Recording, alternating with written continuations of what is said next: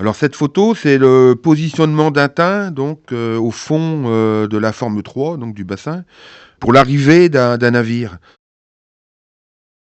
Donc chaque tain est positionné sur un renfort, une membrure, du navire et donc c'est pour ça que l'armateur, du navire, avant que ce navire arrive au chantier, les plans sont communiqués pour qu'on puisse faire le tracé au fond du bassin où les tins vont être positionnés. Parce que si le tain devait se positionner entre 2 renforts, vu le poids du navire, la coque, elle serait complètement défoncée, il viendrait s'affaisser sur le tain. Oui, il y a un responsable c'était vraiment son boulot. C'est lui qui recevait les plans, c'est lui qui s'occupait de l'atinage.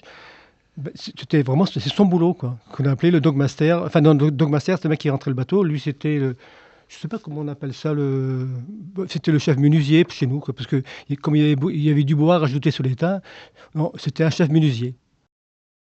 Alors le navire, il vient s'échouer sur les tins. Une fois que le bassin a été vidé de son eau et une fois donc que la porte de bassin a été mise en place. Donc c'est toute une procédure qu'il y a avant que le navire vienne vraiment s'échouer sur les tins. Et ces tins-là permettent de travailler, en dessous le navire, parce que le navire est surélevé de la hauteur de l'homme.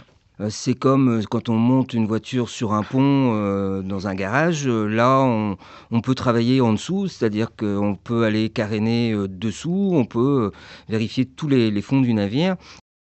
Il y a une partie en béton donc qui a été coulée, sur, des armatures, en ferraille et donc ces, poutres de bois là, qu'il y a dessus qui sont appelées des martyrs, donc pour, protéger la coque du navire. Ici nous, au niveau du port de commerce, ces tais-là étaient en grande partie en ferraille avec, du béton, mais je pense que sur l'Arsenal, les teints étaient différents.